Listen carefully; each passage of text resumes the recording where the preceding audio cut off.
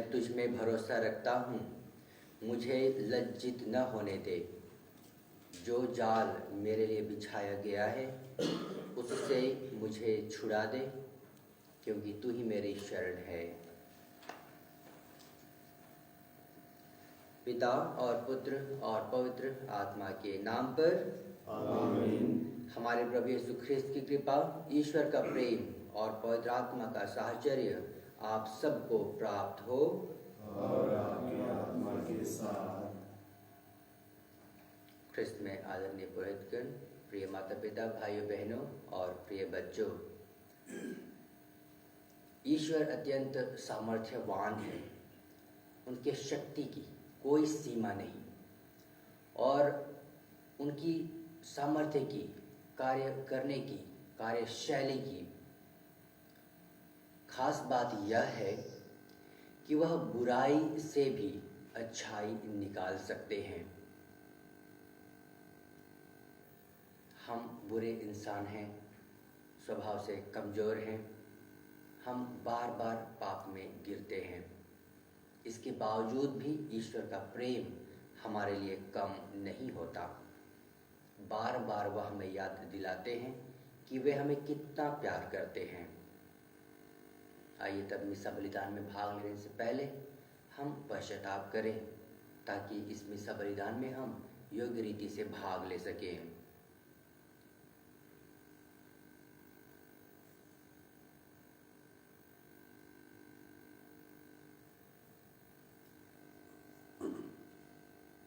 हे भाइयों बहनों, मैं सर्वशक्तिमान ईश्वर और आप लोगों के सामने स्वीकार करता हूँ कि मैंने मन, वचन और कर्म से तथा अपना कर्तव्य पूरा न करने से, अपने कसूर से, अपने भारी कसूर से घोर पाप किया है। इसलिए मैं नित्य तुम्हारी धन्य मरियम से, सब स्वर्गदूतों, संतों और आप लोगों से, हे भाइयों बहनों, विनती करता हूँ कि आप लोग मेरे लिए प्रभु ईश्वर से प्रार्थना करें। सर्वशक्तिमान ईश्वर हम लोगों पर दया करे और हमारे पाप क्षमा कर हमें अनंत जीवन प्रदान करे। आमीन।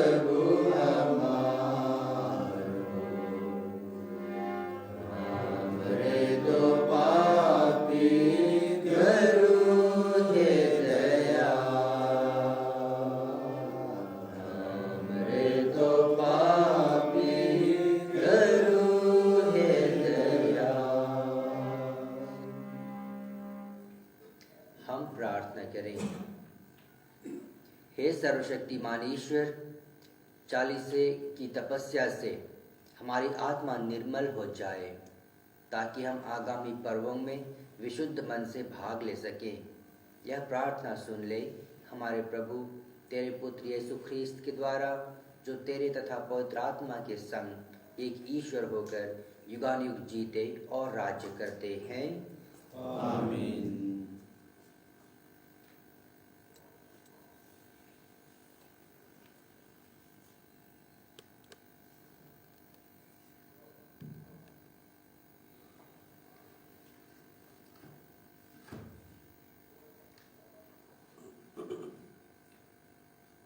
उत्पत्ति ग्रंथ से आज का पहला पाठ का मुख्य बिंदु है, देखो वह स्वप्न दृष्टा आ रहा है, चलो हम उसे मार दें।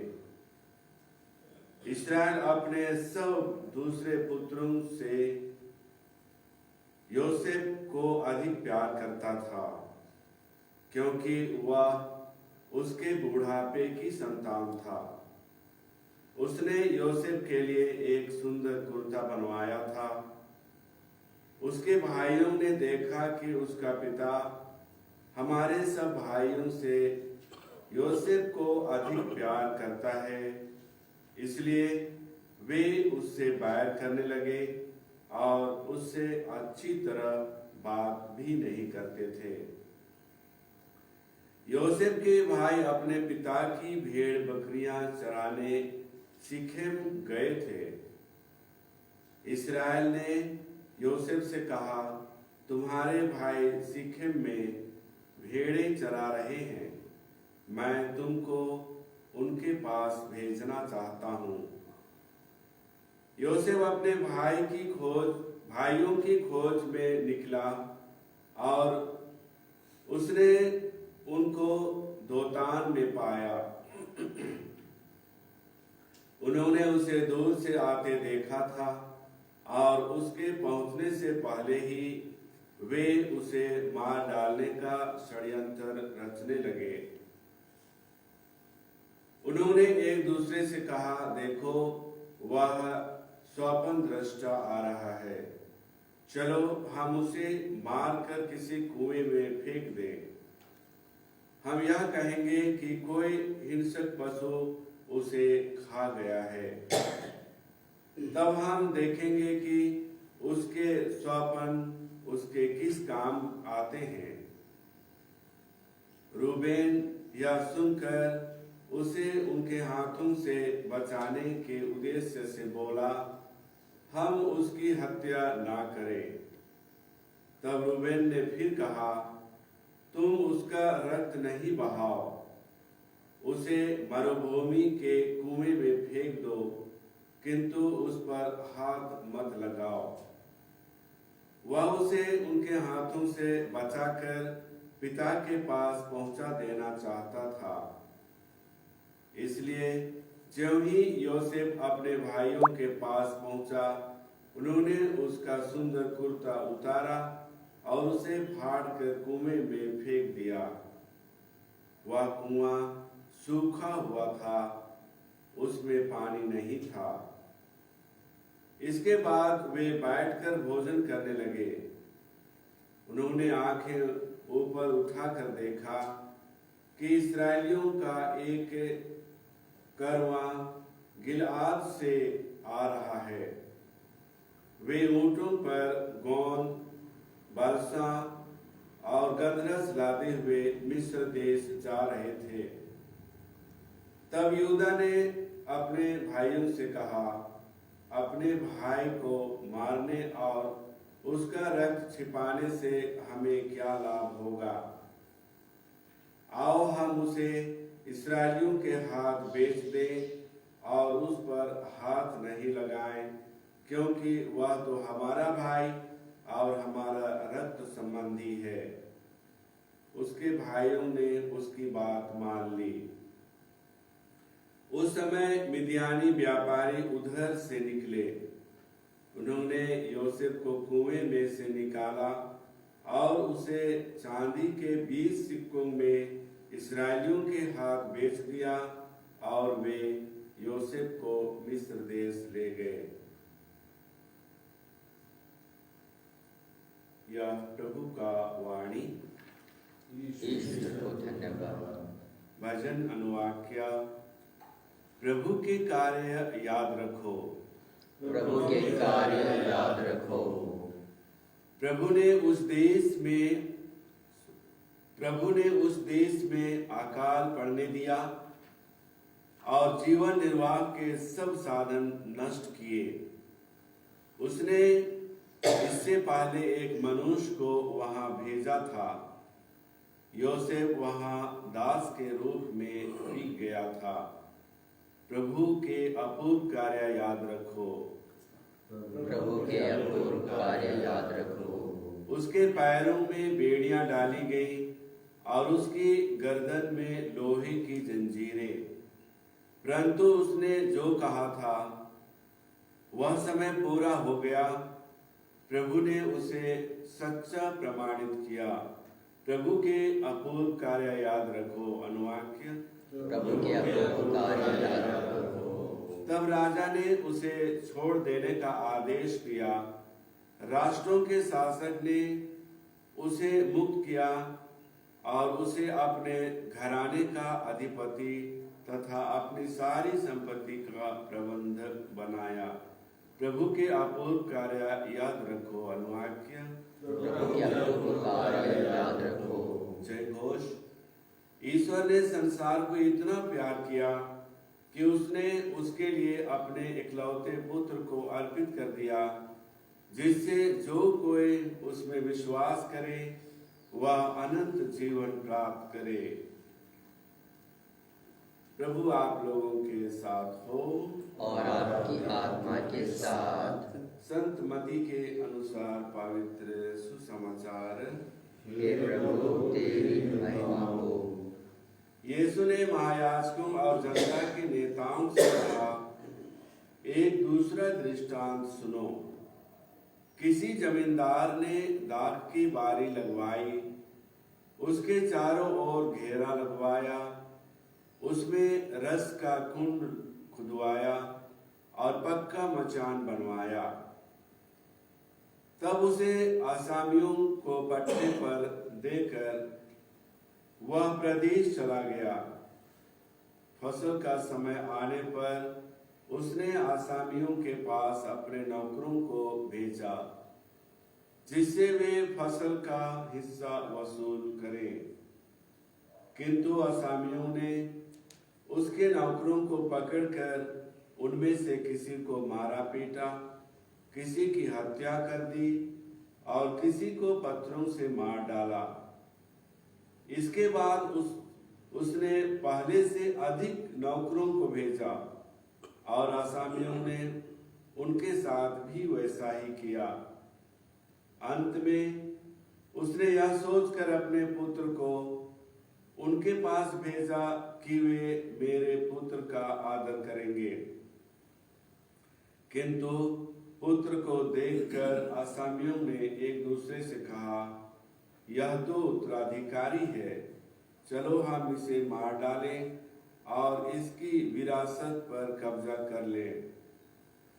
उन्होंने उसे पकड़ लिया और दागबारी के बाहर निकाल कर मार डाला। जब दागबारी का स्वामी लौटेगा तो वह उन आसामियों का क्या करेगा? उन्होंने यीशु से कहा, वह उन दुष्टों का सर्वनाश करेगा और अपनी दागबारी का पट्टा दूसरे आसामियों को देगा, जो समय पर फसल का हिस्सा देते रहेंगे। यीशु ने उनसे कहा, क्या तुम लोगों ने धर्म ग्रंथ में कभी यह नहीं पढ़ा? कारीगरों ने जिस पत्थर को बेकार समझ कर निकाल दिया था, वही कोने का पत्थर बन गया है। यह प्रभु का कार्य है, यह हमारी दृष्टि में अपूर्व है।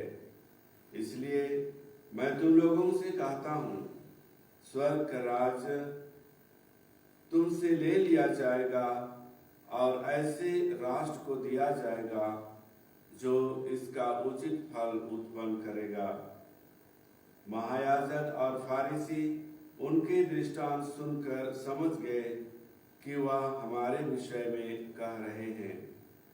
वे उन्हें गिरफ्तार करने का उपाय ढूंढने लगे, किंतु वे जनता से डरते थे, क्योंकि वह यीशु को नबी मानती थी। प्रभु का सुसमाचार। हे क्रिस्त तेरी स्तुति हो।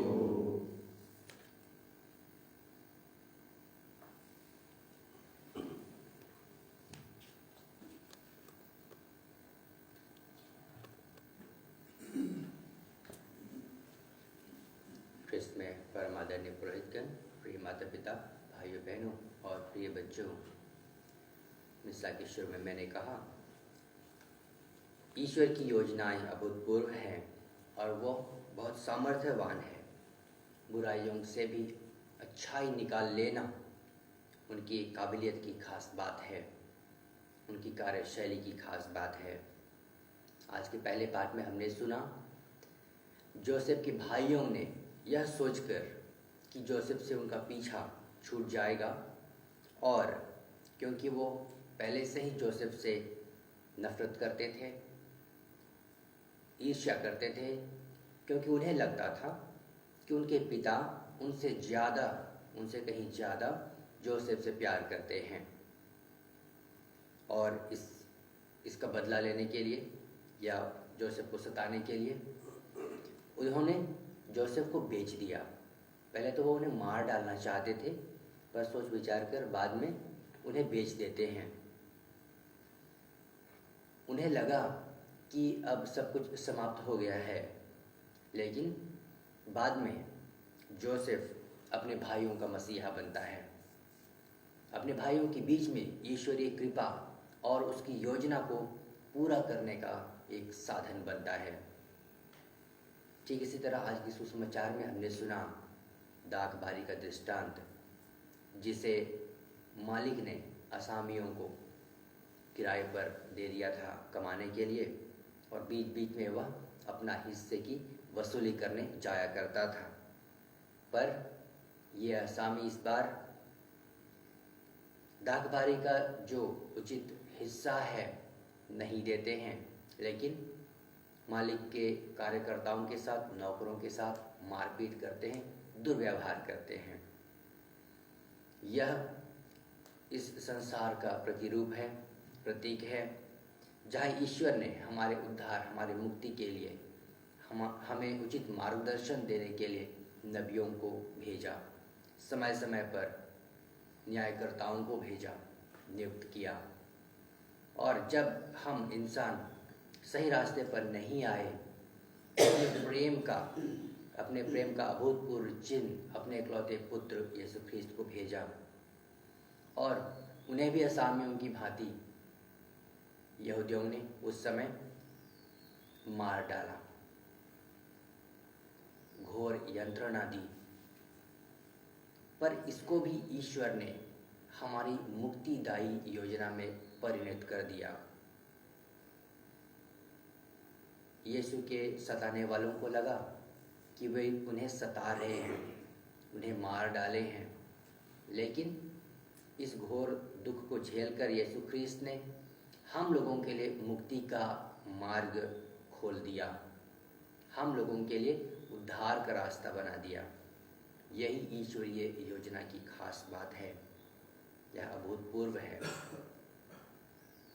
यहूदियों को लगा कि यीशु का जीवन अब समाप्त हो गया। उन्हें लगा कि अब यीशु उनके सामने और नहीं आ सकते हैं, और उनकी शिक्षा और जीवन शैली को फिर से चुनौती नहीं दे सकते हैं। पर यीशु ख्रीस्त पुनः पुनर्जीवित होकर आते हैं और ईश्वरीय शिक्षा को सच्चाई के रास्ते पर ले जाते हैं।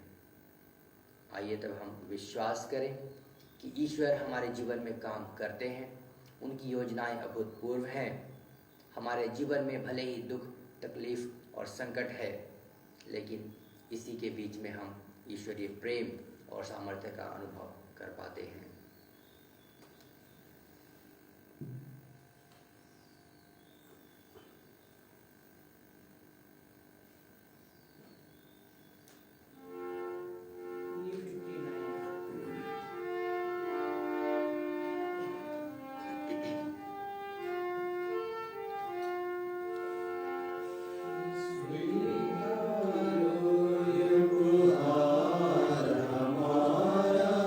Free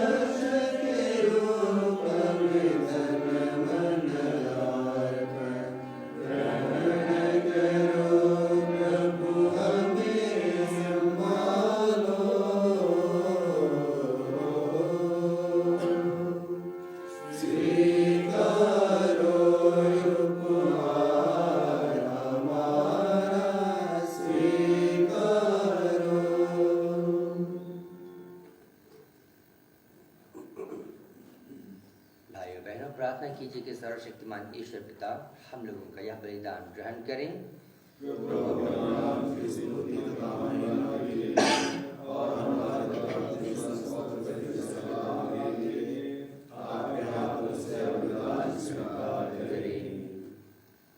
हे ईश्वर, अपने सेवक सेविकाओं का हृदय तैयार कर, ताकि वे धर्माचरण द्वारा इस संस्कार में योग्य रीति से भाग ले सकें।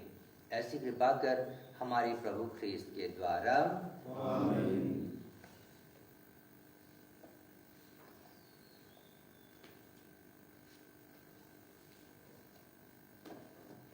प्रभु आप लोगों के साथ हो और आपकी आत्मा के साथ। प्रभु में मन लगाइए। हम अपने प्रभु ईश्वर को धन्यवाद दें। हे प्रभु पवित्र पिता, सर्वशक्तिमान और शाश्वत ईश्वर, यह वास्तव में उचित और न्याय संगत है। हमारा कर्तव्य तथा कल्याण है कि हम सदा और सर्वत्र तुझे धन्यवाद दें। तू चाहता है कि हम आत्मत्याग के द्वारा तेरे प्रति अपनी कृतज्ञता प्रकट करें, अपनी पापमयी धृष्टता कम करें, गरीबों के भरण पोषण में योगदान दें और तेरी दयालुता का अनुकरण करें। इसलिए असंख्य स्वर्गदूतों के स्वर में स्वर मिलाकर हम भी तेरी महिमा का बखान करते हैं। पवित्र पवित्र पवित्र प्रभु महिमा से परिपूर्ण है। स्वर्ग में होशाना। धन्य है वे जो प्रभु के नाम पर आते हैं। सर्वोच्च स्वर्ग में होशाना। हे प्रभु, तू वास्तव में पवित्र है, सारी पवित्रता का स्रोत है। हम तुझसे प्रार्थना करते हैं, तू इन भारों को अपने आत्मा के संस्पर्श से पवित्र कर दे। ये हमारे प्रभु यीशु ख्रीस्त के शरीर तथा रक्त बन जाए। जब वे स्वेच्छा से मृत्यु के लिए सौंपे गए, उन्होंने रोटी ली, तुझे धन्यवाद दिया और रोटी तोड़कर उसे अपने शिष्यों को देते हुए कहा, तुम सब इससे लो और इसमें से खाओ। यह मेरा शरीर है जो तुम्हारे लिए बलि चढ़ाया जाएगा।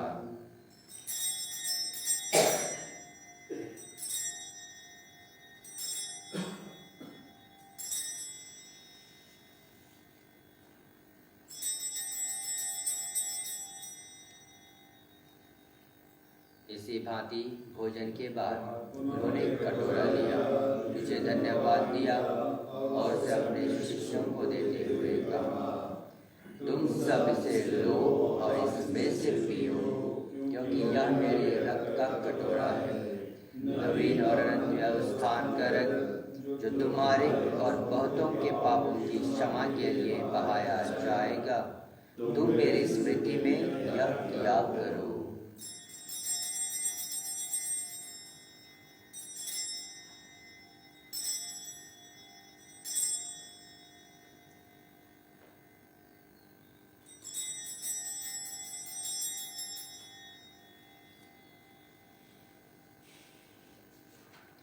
विश्वास का रहस्य। हे प्रभु, हम तेरी मृत्यु और पुनरुत्थान की घोषणा तेरे पुनरागमन तक करते रहेंगे। इसलिए हे प्रभु, हम ख्रीस्त की मृत्यु और पुनरुत्थान की स्मृति में तुझे जीवन की रोटी और मुक्ति का कटोरा चढ़ाते हैं। हम तुझे धन्यवाद देते हैं कि तूने हमें अपने सम्मुख उपस्थित होने और अपनी सेवा करने का सौभाग्य प्रदान किया है। हमारा नम्र निवेदन है कि हम सब ख्रीस्त का शरीर और रक्त ग्रहण करके पवित्र आत्मा के द्वारा एकता के सूत्र में बंधे रहें। हे प्रभु, हमारे संत पिता फ्रांसिस, हमारे धर्माध्यक्ष पत्रस्मिन और सभी आत्माओं के साथ विश्व भर में फैले अपने कलीसिया की सुधि ले तथा इसे प्रेम में सिद्ध बना दे। हमारे उन भाई बहनों की भी सुधि ले जो पुनरुत्थान की आशा में परलोक सिधार चुके हैं, उन्हें और सभी मृतकों को अपने दर्शन का सौभाग्य प्रदान कर हम सब पर दया दृष्टि डाल कि हम भी अनंत जीवन के सहभागी बने। और ईश्वर की माता धन्य कुमारी मरियम, उनके वर धन्य योसेफ, धन्य प्रेरितों तथा सब संतों के साथ जो युग युग में तेरे प्रति विश्वस्त बने रहे, तेरी स्तुति और महिमा कर सके, तेरे पुत्र यीशु क्रिस्त के द्वारा।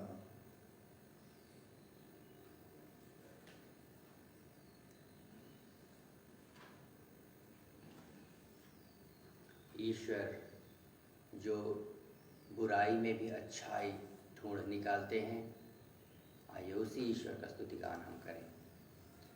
इन्हीं प्रभु ख्रीस्त के द्वारा, इन्हीं के साथ और इन्हीं में हे सर्वशक्तिमान पिता ईश्वर, पवित्र आत्मा के साथ सारा गौरव तथा सम्मान युगानुयुग तेरा ही है।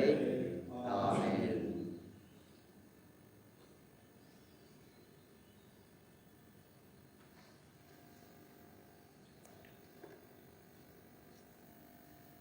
हम सब मिलकर पिता ईश्वर से प्रार्थना करें, जैसे प्रभु यीशु ने हमें सिखाया है। हे हमारे पिता जो स्वर्ग में है, तेरा नाम पवित्र माना जाए, तेरा राज्य आए, तेरी इच्छा जैसे स्वर्ग में है वैसे पृथ्वी पर भी पूरी हो। हमारा प्रतिदिन का आहार आज हमें दे, और हमारे अपराध हमें क्षमा कर, जैसे हम भी अपने अपराधियों को क्षमा करते हैं, और हमें परीक्षा में न डाल परंतु बुराई से बचा। हे प्रभु, हम तुझसे प्रार्थना करते हैं, सभी बुराइयों से हमें बचा, और इस जीवन में हमें कृपा पूर्वक शांति प्रदान कर। हम तेरी दया से सदा पाप से दूर और हर विपत्ति से सुरक्षित रहें, और उस दिन की प्रतीक्षा करते रहें जब हमारे मुक्तिदाता यीशु ख्रिस्त फिर आकर हमारी धन्य आशा पूरी करेंगे। क्योंकि तेरा राज्य, तेरा सामर्थ्य और तेरी महिमा अनंत काल तक बनी रहती है। हे प्रभु यीशु ख्रिस्त, तूने अपने प्रेरितों से कहा है, मैं तुम्हारे लिए शांति छोड़ जाता हूँ, अपनी शांति तुम्हें प्रदान करता हूँ। तू हमारे पापों पर नहीं, अपनी कलीसिया के विश्वास पर दृष्टि डाल, और कृपा पूर्वक उसे शांति तथा एकता प्रदान कर। तू युगानुयुग जीता और राज्य करता है। आमीन। प्रभु की शांति सदा आप लोगों के साथ रहे, और आपके आत्मा के साथ। परस्पर शांति अभिवादन कीजिए। ईश्वर की मेमने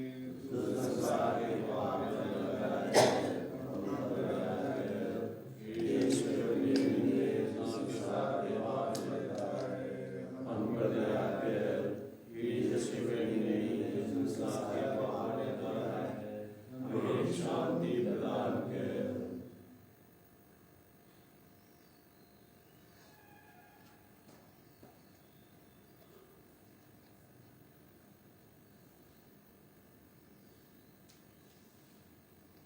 देखिए, ईश्वर का मेमना, यह वही प्रभु यीशु ख्रिस्त हैं जिन्होंने हमारे पापों से हमें उद्धार दिलाने दुख भोग का मार्ग चुना, और दुख सहते हुए पुनर्जीवित होकर पुनरुत्थान का मार्ग दिखाया है।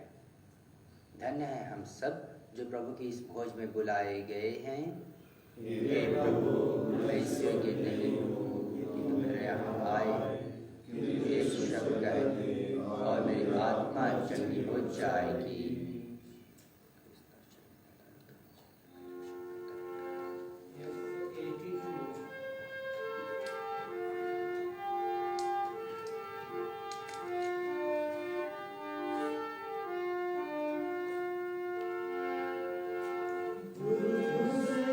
मिले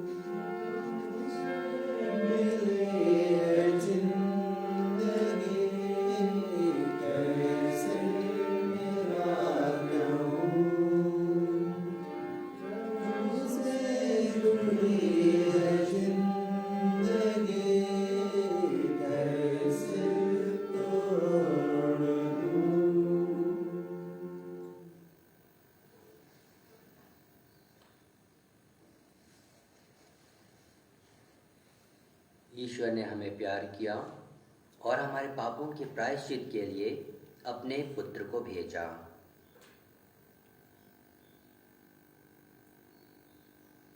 हम प्रार्थना करें। हे प्रभु, हमने तुझसे अनंत मुक्ति की धरोहर पाई है। हम सन्मार्ग पर चलते हुए मुक्ति प्राप्त करें, जिसकी तू प्रतिज्ञा करता है। हम यह प्रार्थना करते हैं अपने प्रभु ख्रीस्त के द्वारा। आमीन। हे प्रभु, अपनी प्रजा को तन मन का स्वास्थ्य प्रदान कर, ताकि वह पुण्य कर्म करते हुए सदा तेरी शरण में बनी रहे। हम यह प्रार्थना करते हैं अपने प्रभु ख्रीस्त के द्वारा। आमीन। प्रभु आप लोगों के साथ हो और आपके आत्मा के साथ। सर्वशक्तिमान ईश्वर पिता और पुत्र और पवित्र आत्मा आप लोगों को आशीर्वाद प्रदान करे। आमीन। आप लोग विदा लें। मिस्सा संपन्न हुआ। ईश्वर को धन्यवाद।